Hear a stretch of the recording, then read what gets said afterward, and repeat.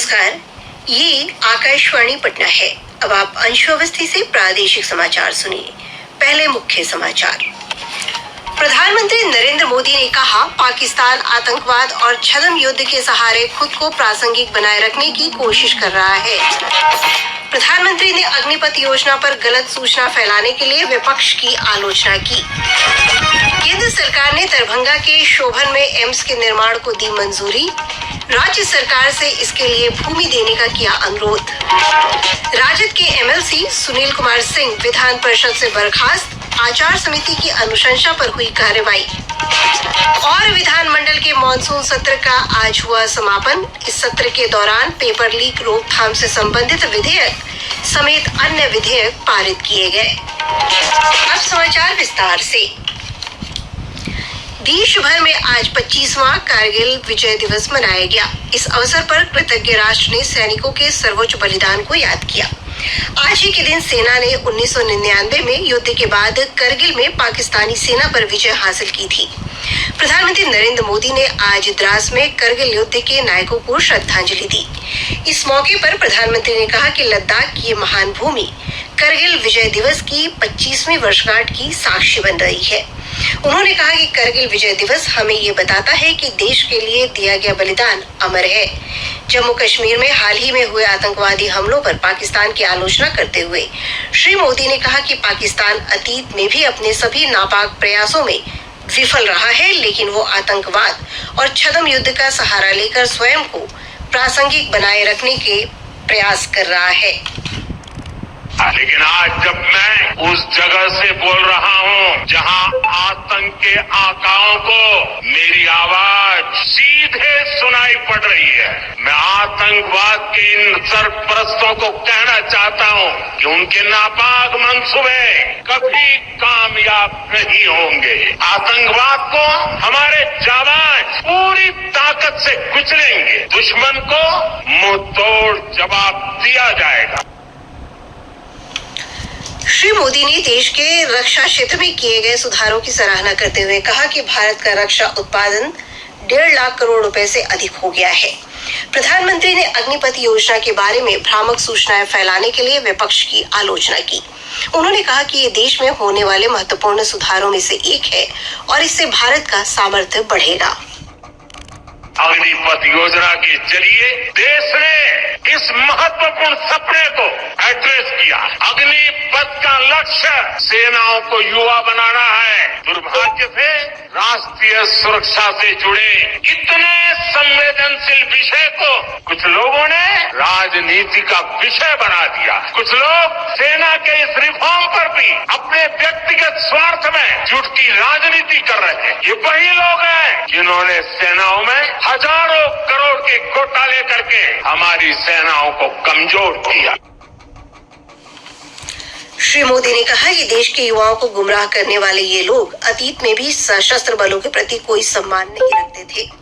करगिल युद्ध के दिनों को याद करते हुए प्रधानमंत्री ने कहा कि वे देश के उन वीर सपूतों को नमन करते हैं जिन्होंने मातृभूमि की रक्षा के लिए अपना सर्वोच्च बलिदान दिया। राष्ट्रपति द्रौपदी मुर्मू ने करगिल विजय दिवस पर सशस्त्र बलों के प्रति आभार व्यक्त किया और उन्हें श्रद्धांजलि दी। एक सोशल मीडिया पोस्ट में राष्ट्रपति मुर्मू ने कहा कि सैनिकों का बलिदान और वीरता प्रत्येक नागरिक को प्रेरित करती रहेगी। इधर करगिल दिवस के अवसर पर आज संसद के दोनों सदनों में करगिल युद्ध के दौरान वीरता से लड़ने वाले बहादुर सैनिकों को श्रद्धांजलि दी गई। वहीं राजधानी पटना समेत प्रदेश के अलग अलग हिस्सों में करगिल विजय दिवस पर श्रद्धांजलि कार्यक्रमों का आयोजन किया गया। पटना के गांधी मैदान स्थित शहीद करगिल स्मृति स्थल पर आयोजित राजकीय समारोह में पटना के जिलाधिकारी और सेना के अधिकारियों की ओर से अमर शहीदों को सलामी दी गई। सूचना और प्रसारण मंत्री अश्विनी वैष्णव ने करगिल शहीदों को श्रद्धांजलि अर्पित की। नई दिल्ली में मीडिया से बातचीत में श्री वैष्णव ने कहा कि प्रधानमंत्री नरेंद्र मोदी के नेतृत्व में भारत रक्षा क्षेत्र में आत्मनिर्भर बन रहा है।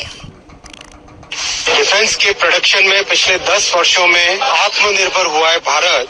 करीब 70% के आसपास हमारा जो रिक्वायरमेंट है डिफेंस का, वो आज भारत में ही बनता है। भारत में डिफेंस का प्रोडक्शन 1 लाख करोड़ रुपए से अधिक हो गया है। डिफेंस के जो पब्लिक सेक्टर यूनिट्स हैं, उनका वैल्यूएशन आज एक बहुत हाई वैल्यूएशन पहुंचा है। और सबसे बड़े गौरव की बात है कि भारत में बने डिफेंस उपकरण आज 80 देशों में एक्सपोर्ट हो रहे हैं। करीब 25,000 करोड़ से ज्यादा के एक्सपोर्ट्स डिफेंस के हो गए हैं।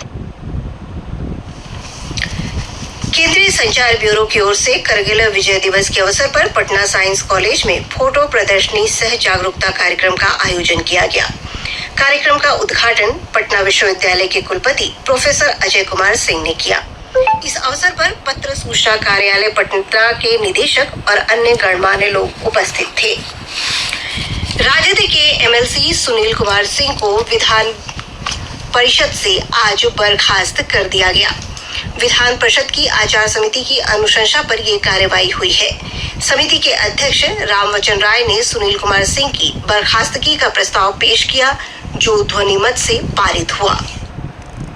मैं प्रस्ताव करता हूं, यह सदन बिहार विधान परिषद की आचार समिति का प्रतिवेदन आचार वाद संख्या 01/2024 जो दिनांक 25/7/2024 को सदन में उपस्थापित हुआ है, में की गई अनुशंसाओं से सहमत हो। जो इस प्रस्ताव के पक्ष में वे हाँ कहें, विपक्ष में वे ना कहें। नेचुरल जस्टिस के पक्ष में बहुमत है, प्रस्ताव स्वीकृत हुआ। बाद में श्री सिंह ने कहा कि आज उन्हें सदन में बोलने का मौका नहीं दिया गया। इसको आप फांसी देना चाहते हैं, कम से कम उसकी बात तो सदन में सुन ली जाए महोदय। आप इसके लिए कम से कम 10 मिनट का हम लोगों को समय दीजिए कि अपनी बात को सदन में रख सके महोदय। किस तरह का इसमें पाठ हुआ है, किस तरह से एक उपसभापति बनने के लिए और एक लोकसभा का सदस्य बनने के लिए सारे मर्यादा को ताक पर रख दिया महोदय। इधर आचार समिति ने राष्ट्रीय जनता दल के ही मोहम्मद कारी सोहैब के खिलाफ भी कार्रवाई की अनुशंसा की थी। हालांकि समिति के समक्ष माफी मांगने पर उन्हें अगले सत्र में केवल 2 दिनों के लिए निलंबित किया गया है। शेष समाचार एक अंतराल के बाद। हर घर की वाणी आकाशवाणी, हर दिल की वाणी आकाशवाणी। और दिलों को जोड़ने के लिए हम आ रहे हैं बस एक क्लिक पर। हमारे स्टेशंस लाइव, मन की बात, संगीत, ड्रामा, स्पोर्ट्स, पल पल की भरोसेमंद खबर हमारे वेबसाइट akashvani.gov.in पर। नया भारत, नया आकाशवाणी।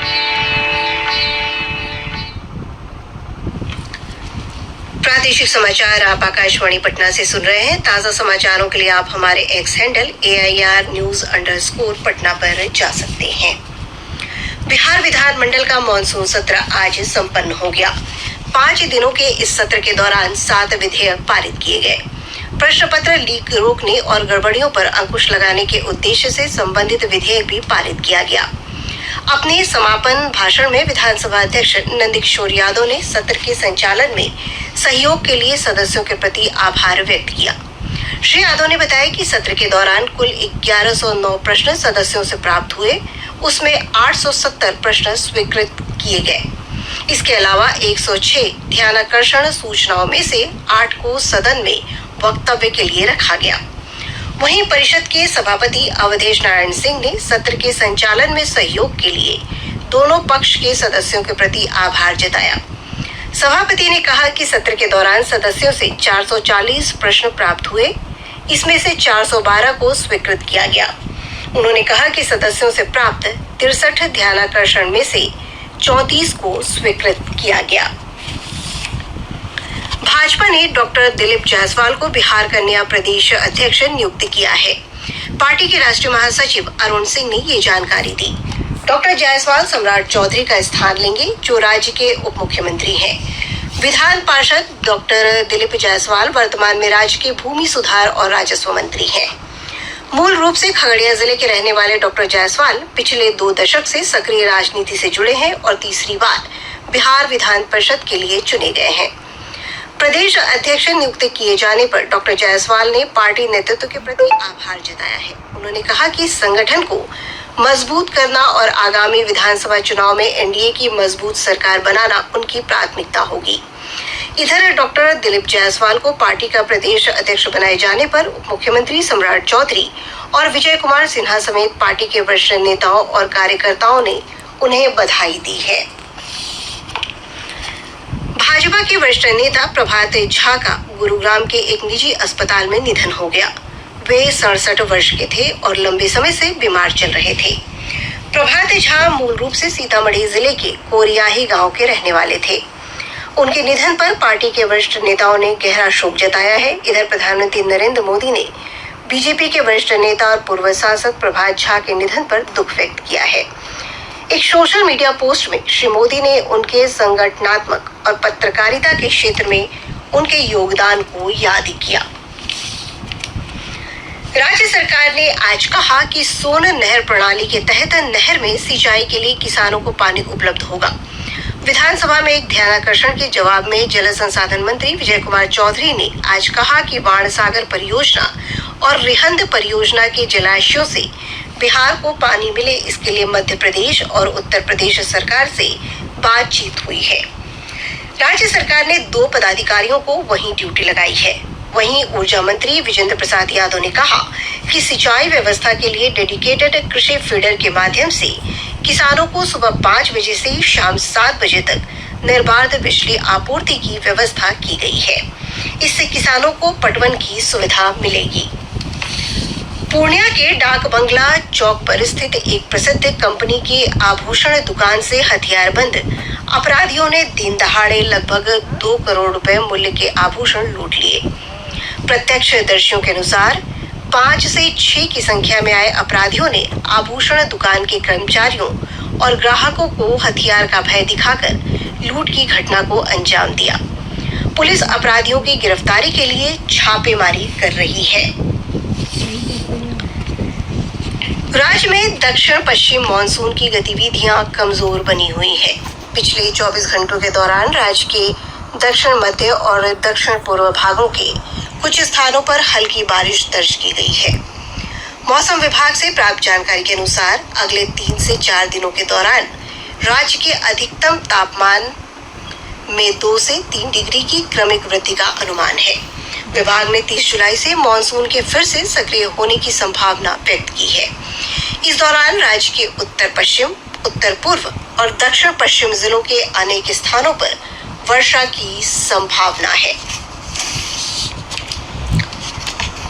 अररिया व्यवहार न्यायालय ने हत्या के एक मामले में आरोपी रवि आलम उर्फ रऊफ आलम को आजीवन कारावास और 10,000 रुपए अर्थदंड की सजा सुनाई है। शेखपुरा पुलिस ने शेखोपुर सराय थाना क्षेत्र के भेड़िया पुल के पास जांच के दौरान एक वाहन से 118 लीटर शराब के साथ 2 तस्करों को गिरफ्तार किया है। और अब अंत में मुख्य समाचार एक बार फिर। प्रधानमंत्री नरेंद्र मोदी ने कहा, पाकिस्तान आतंकवाद और छद्म युद्ध के सहारे खुद को प्रासंगिक बनाए रखने की कोशिश कर रहा है। प्रधानमंत्री ने अग्निपथ योजना पर गलत सूचना फैलाने के लिए विपक्ष की आलोचना की। केंद्र सरकार ने दरभंगा के शोभन में एम्स के निर्माण को दी मंजूरी। राज्य सरकार से इसके लिए भूमि देने का किया अनुरोध। राजद के एमएलसी सुनील कुमार सिंह विधान परिषद से बर्खास्त। आचार समिति की अनुशंसा पर हुई कार्रवाई। और विधानमंडल के मानसून सत्र का आज हुआ समापन। इस सत्र के दौरान पेपर लीक रोकथाम से संबंधित विधेयक समेत अन्य विधेयक पारित किए गए। इसके साथ ही आकाशवाणी पटना से प्रसारित प्रादेशिक समाचार का ये अंक समाप्त हुआ।